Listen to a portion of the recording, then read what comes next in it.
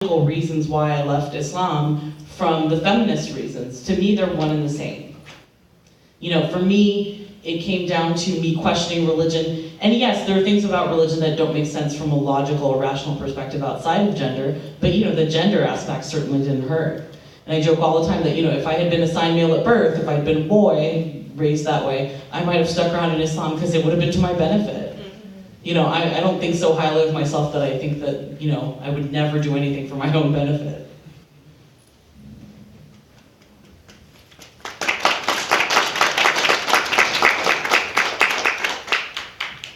Are there any questions? Don't be shy. Question for you.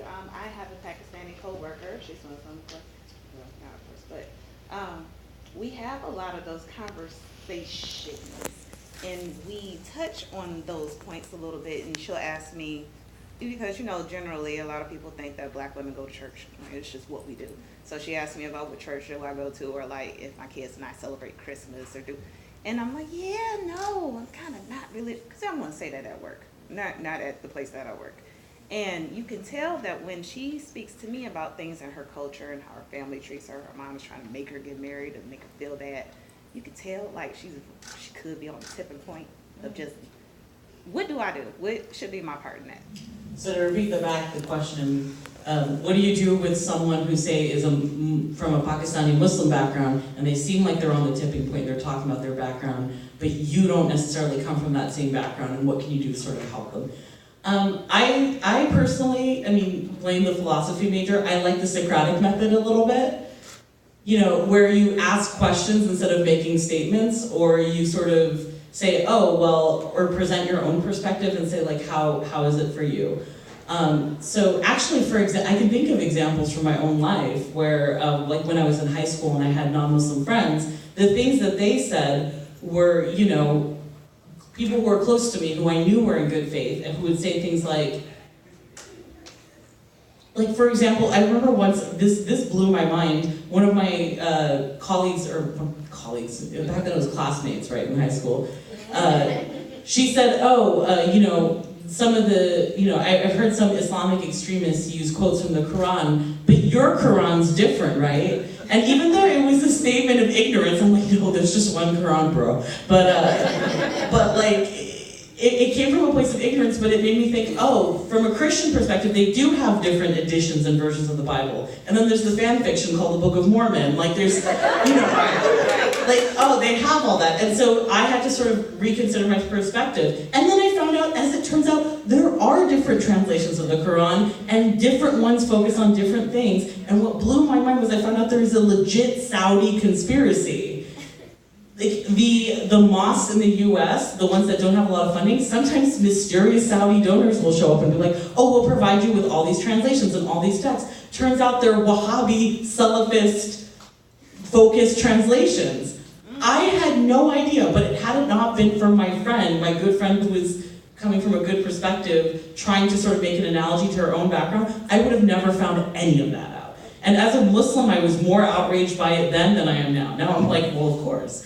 But back then I was like, how dare they? How dare they take the pure Quran and sully it with their nasty Wahhabist ideas? So just, you know, even relate, so the point of all that was related to your own perspective is fine. If you make a statement out of ignorance that's from a good place, at least, you know, that might cause someone to consider. And be there for them. Let them know that, you know, you're here for them as like an emotional resource. You're probably the safest sounding board for her. Oh, that's probably what it comes down to. It's every day. She probably has no one else to turn to. So you're kind of that safe opening, and if you're willing to be that, be there for her, because it is tough. It is tough going out there. Okay, so we're gonna wrap the panel part up and dedicate the remaining 13 minutes to questions, because we have a focus group at 11:30. So I hope everyone was able to glean and learn, because they packed a punch in a short time frame. So I want to thank every one of you for the informative dialogue. And you know, one more person I didn't even think about, even though I know as a black person about transportation, when you elaborated on it, I'm like, cabs in New York? in the hood, how hard it is to catch the bus.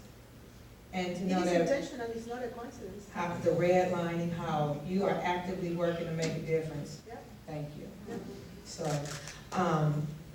and also Deanna, I'm with you on that question for white people. White people, before you come to us about our people going to church, Joel Osteen church is full of white people. Okay? You go to your white people and you ask them, why are they going to church?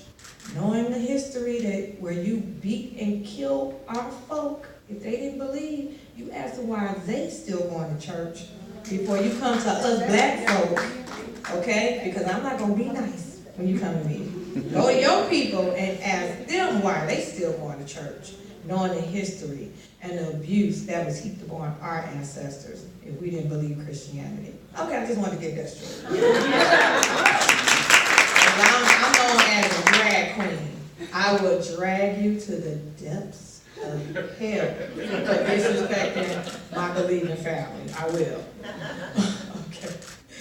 I have a question for Deanna. So, as you may have heard, maybe recently with what Serena Williams went through during her childbirth that she gave, she kind of highlighted her experiences, and it seems that now some bit of attention is being placed on Black women, especially the high mortality rates that they're experiencing in childbirth. Even Elizabeth Warren has even mentioned it in one of her stump speeches.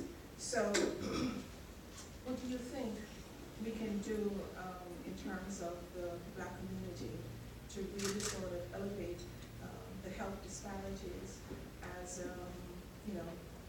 maybe through education, because if this didn't happen to Serena, right, perhaps we maybe nationally we would not have known the extent of how this is happening in terms of medical racism that exists in different medical institutions. Awesome, thank you. So to reiterate, Serena Williams has had a very public acknowledgement of the racism that she experienced when having her daughter. She almost died because she knew her body. She was having blood clots. She had had them before.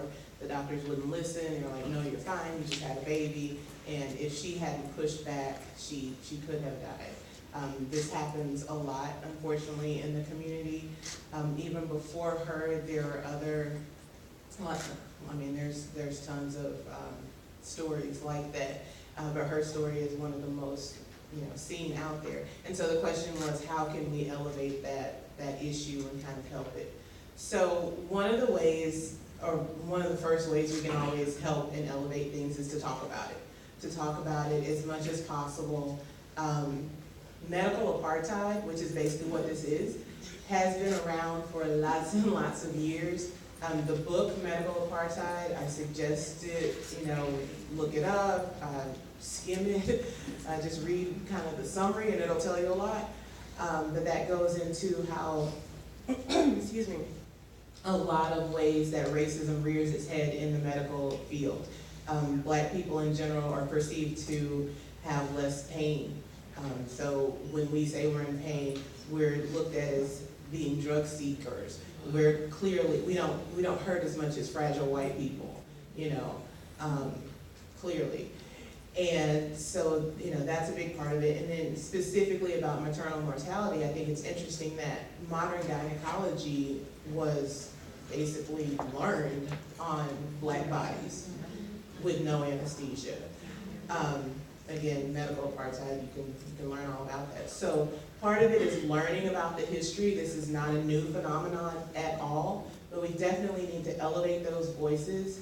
It's, I'm sad that happened to Serena Williams specifically, but it's great that she was vocal about it, that she is vocal about it, because now more people are talking about it. And I think now that we know that this has happened to a famous person with all the money in the world, we can start talking about the everyday people that it happens to, like I said, every day.